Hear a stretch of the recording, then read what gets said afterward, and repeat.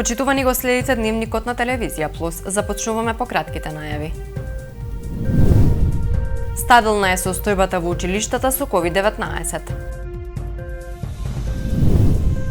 Нема новогодишно украсување поради кризата.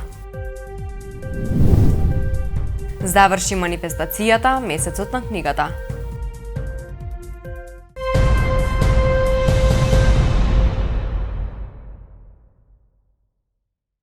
Од почетокот на учебната година во кумановските училишта се евидентирани речиси 180 заболени ученици и 30 навработени. Секторот за образование при оваа општина со став состојбата е стабилна. Вирусот не се шири во училиштата, туку учениците имале инфицирани во семејствата. Во изолација во моментов се 5 групи. Куманово е меѓу 4 градови со најголем број заразени. Стабилна е состојбата со COVID-19 во кумановските училишта. Од секторот за образование при општина Куманово информираа дека вирусот за сега не се шири во училиштата, туку учениците имале заболени во семејствата. Во текот на вчерашниот ден биле регистрирани само 2 позитивни ученици, а по одлука на епидемиолозите од Центарот за јавно здравје, во изолација се 5 групи од истолкав број оделенија. Од почетокот на учебната година, која започна со физичка настава, во Куманово се евидентирани 179 позитивни ученици, како и 28 вработени. Конечно проработе она што се вика колективниот разум, свеста кај родителите, кај вработените, да што почувствуваат симптом на COVID-19 или почувствуваат симптоми, се повлекуваат или пријавуваат дека се тестирани или чекаат тестови за COVID-19, така да од тој аспект сме задоволни и тоа ни укажува дека штом ги повлечат на време и да пријават симптоми во домашни услови, учениците секако продолжуваат на онлайн настава и не губат од наставниот процес и сега за сега сме задоволни од тоа како се реализира наставата. Заболените ученици од Куманово се од различни училишта од централното подрачје. Во руралните средини за сега нема регистрирани. Секторот за образование оценува дека училиштата работат согласно здравствените протоколи. За реализација на наставата сме одговорни и ние и Министерството за образование и наука, меѓутоа за следење на протоколите е задложен ДСЗ и ДПИ, кои ги контролираат секојдневно училиштата и доколку има, тие сугерираат и даваат решение на тој проблем кога ќе се јави. Меѓутоа до сега немаме поголеми проблеми, наставата си тече без проблеми. Се надеваме, како што и самите родители најавија и бара и вработените да си продолжи наставата со физичко присуство и се надеваме дека ќе продолжиме до крајот на да кажеме првото полугодие. Нормално е, како што истакнавме и во некои од претходните изјави, во игра се 3 сценарија, доколку се зголеми бројот, енормно зголемен бројот на вработени или ученици во поедино училиште, може тоа училиште да премине на комбинирана или да помине на целосно на онлайн настава, може и целата општина доколку се појави ширење на COVID-19 вирусот и кај учениците, зборувам и во основните и во средните училишта, да преминат на комбинирана или да преминат целосно на онлайн наставата, но пак ќе потенцирам најдобро за учениците, најдобро за наставниците, наставата да се одвива со физичко присуство. На ниво на општина Куманово годинава се запишани 14.800 ученици, а вкупно вработени се 1.700 лица. Функционираат 21 училиште, од кои 5 се средни и 16 основни. Во текот на вчерашниот ден аплицирани се вкупно 4.961 дози вакцини, од кои 1.721 се аплицирани како прва доза, 1.030 се ревакцинирани, а 2.210 граѓани примиле трета доза вакцина. Заклучно со 15 ноември вкупно се вакцинирани 815.523 граѓани. Ревакцинирани се 785.916, а трета доза примиле 56.349 граѓани.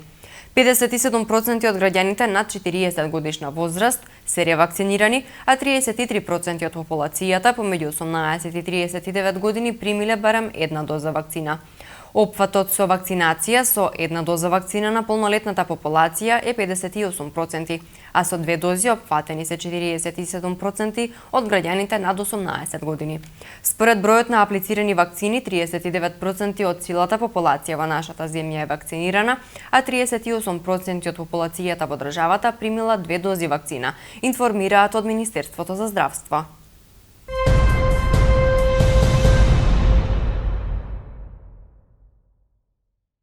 Од почетокот на пандемијата во земјава дури 822 лица се заразиле по втор пат, покажува извештајот на Институтот за јавно здравје. Од 8 до 14 ноември од COVID-19 заболеле 3218 лица од 34 градови од земјава, што е намалување за 8,1% во однос на минатата недела, вели извештајот на Институтот за јавно здравје. За споредба од 1 до 7 ноември бројката новозаболени од COVID-19 за една недела се зголеми за 25%, односно регистрирани беа 3504 нови позитивни случаи во 33 градови. Од 8 до 14 ноември тестирани се 21.346 материјали со намалување од 3,5% во однос на минатата недела.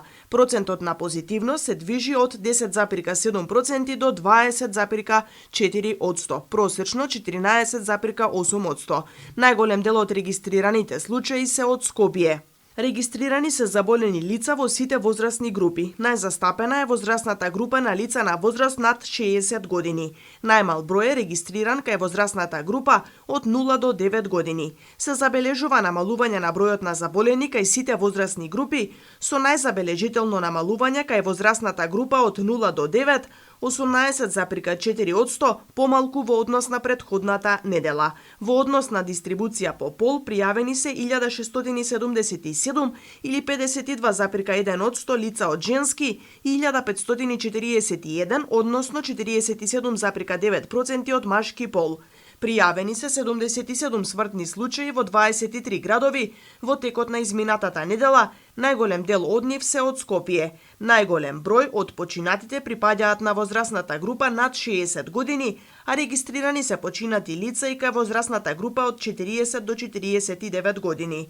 Активни болни се 8331, а во болниците лежат 534 лица, а од нив 343 се на кислородна подршка. Минатата недела биле хоспитализирани 548 лица. Со статус оздравени се стекнале 2660 лица, кои биле хоспитализирани или на домашно лекување. Во текот на минатата недела вкупно се пријавени 36 реинфекции со намалување од 26,5% во однос на претходната недела. Заклучно со 14 ноември вкупно се регистрирани 822 реинфекции, односно една втора реинфекција. Газим Кадриу, член на Алијанса на албанците, е нов директор на јавното предпријатие Пазаришта во Куманово. Кадриу вчера ја преземал функцијата во присуство на градоначалникот Максим Димитриевски. Кадриу по професија е правник, а досега работел во Министерството за финансии. Тој доаѓа на местото на Илир Саити Одуи, кој 2 мандата беше ВД директор на јавното предпријатие. Покрај смената на Саити, минатата седмица беше смената и ВД директорката на Основното училиште Крсте Мисирков, Драгица Спасиќ од СДСМ, а на нејзино место е назначен Филип Колевски, професор по физичко образование и председател на Сојузот на спортови во Куманово.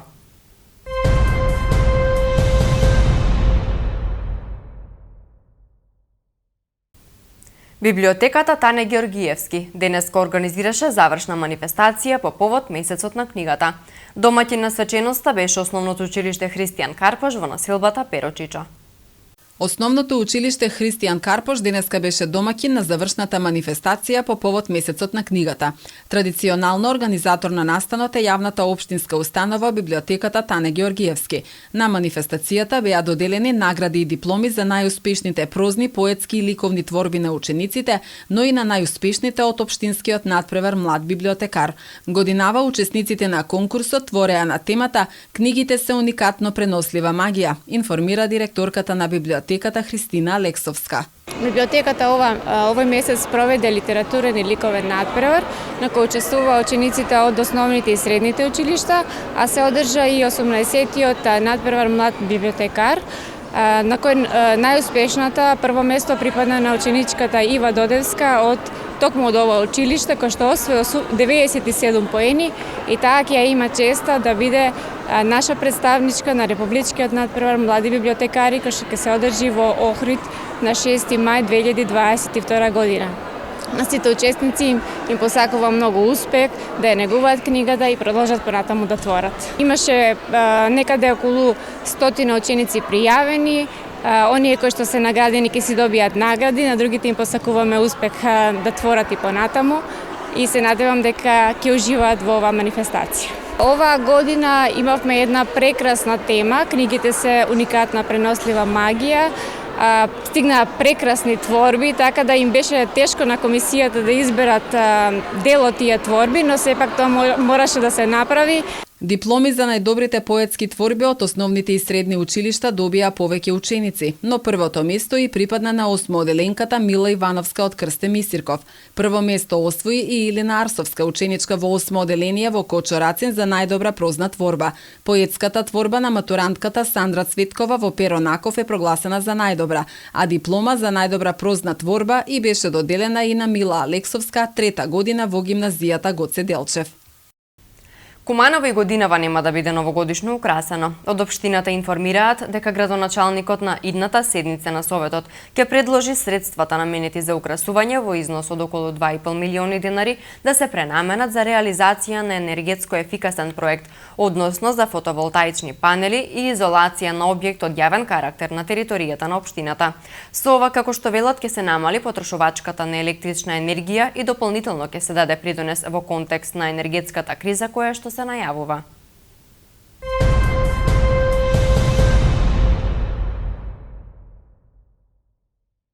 Повеќе основни училишта се реконструирани изминатиот период, а во моментов се инвестира во гимназијата Гоце Делчев и во средното стручно училиште Перо Наков. Општина Куманово во изминатите 4 години реализираше над 160 проекти за подобрување на условите во училиштата. Над 160 проекти за подобрување на условите во училиштата реализираше општина Куманово во изминатите 4 години. Голем број основни и средни училишта се реконструирани, опремени со нови смарт табли, помошно-технички помагала за изведување на наставата, нови училишни спортски терени со тартан подлога. Инвестициите продолжуваат. Во моментов активно се работи на реконструкција на училишната зграда во гимназијата Гоце Делчев, а се работи и на партерно уредување со бекатон на училишниот двор во Перо Наков и замена на подот во 4 училници. Извинатиот период се инвестираше и во основното училиште Христијан Карпош преку проектот изградба и опремување на 145 училишни спортски сали и реконструкција на средни и основни училишта во Македонија. Добивме околу 8 милиони денари кои беа инвестирани во нашето училиште. Инвестицијата се должеше на делот од промена на целокупната кровна конструкција, санитарните јазли, подовите во училиштата и замена на сите останати до сега не сменети прозорци кои што беа, значи, се заменети со ПВЦ столарија нова. Со тоа на некој начин успеавме да ја подобриме, да ги подобриме условите во училиштето, да за некој начин да добиеме многу по-квалитетна и подобра настава и услови во кои што наставата ги се изведува, значи, безпрекорно за сите ученици вработени во училиштето. Можам слободно да кажам дека вие сте едно од ретките училишта кое што има училишна спортска сала, но спортската сала се затоплува за разлика од некои училишта каде што нема затоплување. Вака, значи, благодарение на градоначалникот Дамјановски, кој во негово време, значи, беше и советот на општина Куманово, значи во тоа време добивме, значи, и се изгради училишна спортска сала, која на некој начин е благодет за оние 1250 ученика кои гравитираат во нашето училиште. Инаку салата се загрева нормално, значи во зимски услови додека трае и грејењето од училиштето, зависно потребите, значи од она колку што е потребно за да имаме нормални услови за одвивање на настава во самата сала. Училиштето Христијан Карпош е вклучено и во проекти од Еразмус плюс програмата. Наше училиште во континуитет со години е дел од проектот Еразмус плюс, кој што го водат, значи, одговори наставници од нашето училиште. Минатата година имаме, значи, реализирано некаде 7 проекти, ова година 2 проекти се во тек, така да успешно се води таа училишна политика и на тој дел околу учество и реализација на проекти и соработка со Еразмус плюс. Основното училиште Христијан Карпош во населбата Перо Чичо е основано во 1959 година. Јавното претпријатие за железничка инфраструктура Железници на Република Северна Македонија вчера успешно го заврши јавниот повик за понуди за избор на изведувач на рехабилитацијата и градба на фаза 1 од пругата Куманово-Белјаковце и за фаза 2 реконструкција и изградба на делницата Белјаковце-Крива Паланка од железничкото поврзување на коридорот 8. Според утврдената постапка во наредниот период следува евалуација на пристигнатите понуди и избор на најповолниот понудувач, пошто откако заврши постапката за избор на надзорен инженер, се создаваат услови за остварување на најавата за отпочнување на градежните работи на овие делници од железницата на коридорот 8 во првиот квартал на наредната година.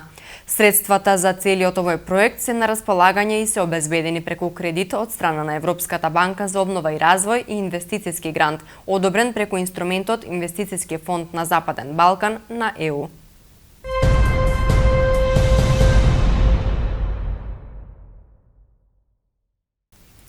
Академскиот ликовен уметник Зоран Арсовски Бабата, магистер по сликарство, е добитник на наградата Златна плакета за освоено прво место на конкурсот кој беше распишан од страна на Институтот за култура и уметност при Меѓународниот славјански универзитет Гаврило Романовиќ Державин со наслов Перото – инспирација за уметничката четка. Конкурсот е поддржан од Министерството за култура како проект од национален интерес за оваа година.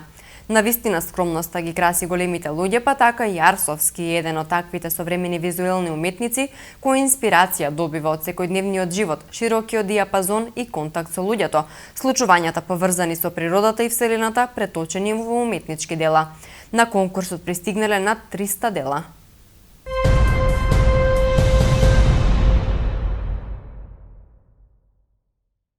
Во продолжение следуваат и вестите од Македонија. Вице-премиерот за економски прашања Фатмир Битики најавува дека наскоро ќе има трета влада предводена од Зоран Заев, која ќе претрпи одредени кадровски промени. Можна е промена на 6-7 министерски места. Сметам дека ќе добиеме наскоро нова влада, Заев 3, дали се тоа 2, 3, 5 или 7 министри, што ќе се сменат. Сметам дека Заев ќе остане на неговата лична одлука за повлекување. Треба да има реконструкција на владата без оглед дали ќе влезе нова партија или ќе остане истото мнозинство. Сметам дека треба да има одредени промени на кадрите, изјави Битики, кој е и подпредседател на СДСМ. Првата влада, предводена од Зоран Заев, беше избрана на 31 мај 2017 година, а втората влада беше избрана на 30 август 2020 година. Премиерот Заев на 31 октомври, по неуспехот на локалните избори, најави оставка и на премиерската и на лидерската функција во СДСМ. Минатата недела тој одлуката ја стави во мирување на неопределено време поради консолидирање на ситуацијата во владата и во државата, која што се наоѓа пред сериозни економски и политички предизвици.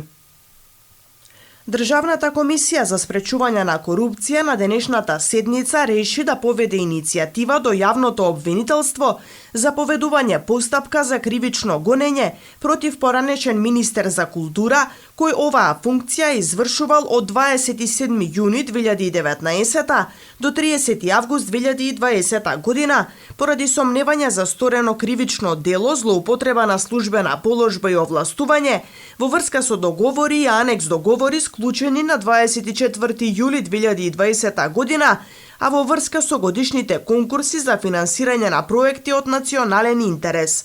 Овој предмет до ДКСК бил доставен од Министерството за култура, а по заклучок на седница на влада одржана на 18 мај годинава.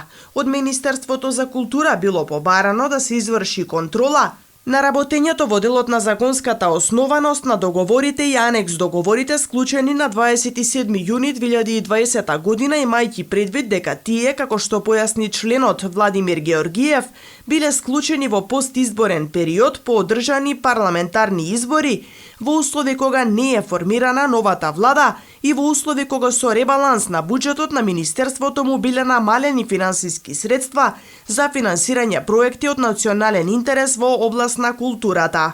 Сите овие дополнителни договори, склучени непосредно по завршување на изборите, како што нагласи тој, се однесуваат по жалби на апликантите кои или не добиле средства, или добиле помалку, па со нови договори или решенија добиле други средства. Во посочениот период функцијата министер за култура ја извршуваше Хусни Исмаили. Центарот за управување со кризи денеска го промовираше единствениот повикувачки број 112. На овој број можете да се јавите дури и кога немате кредит на мобилниот. Бројот 112 потребно е да го знае секој граѓанин, без разлика каде живее. Примателот на повик ќе има задача да ја одржи жртвата во живот доколку се наоѓа во животна опасност. Локацијата на пријавувачот ќе биде веднаш видлива за вработените во кол-центарот, благодарение на најновата IT базирана платформа. Податоците веднаш ќе бидат достапни за брза помош, а истовремено податоците ќе ги гледа и Министерството за внатрешни работи. Со снимање на разговорите ќе се спречат лажни пријави, рече директорот на Центарот за управување со кризи Стојанче Ангелов. Кол-центарот ќе започне да работи на 11 февруари, ден на единствениот европски број за повици за итни случаи. Ќе бидат ангажирани околу 50 лица, а предност имаат вработените на неопределено време во државната администрација, за како што рече директорот на ЦУК Стојанче Ангелов, да нема нови вработувања. Во моментов во државата има 4 броеви за примање повици. Со воведување на единствениот европски број 112, граѓаните ќе имаат можност на едно место да пријавуваат поплави, пожари, сообраќајни несреќи, болничка нега. Сите повици ќе се примаат во 8 регионални центри во државата. Оваа платформа ќе овозможи мултијазична поддршка на граѓаните и ќе овозможува поддршка за групи на граѓани со посебни потреби, слепи, глуви. Наташа Додевска, собственичка на фризерското студио Нате, освои 2 први места на 24-тиот меѓународен фестивал на фризури, кој викендов се одржа во Софија, Бугарија. Додевска е наградена за најдобри невестинска и вечерна фризура во силна конкуренција од 100 учесници од Бугарија, Италија, Романија, Полска и други европски земји. Наташа последниве години бележи одлични успеси на меѓународни надпреварувања, освоени повеќе први награди, признанија, како и дипломи. Студиото Нате има регистрирано Академија за фризери, прва во градот која е лиценцирана од Министерството за образование. Низ оваа академија за 2 години поминаа голем број на ученици и практиканти. Нате успешно работи од 2001 година во Куманово.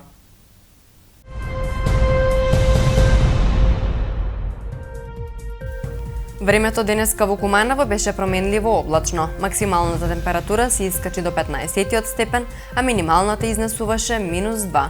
За утре метеоролозите најавуваат облачно време со температура која ќе се движи во интервал од 1 до 13 степени Целзиусови.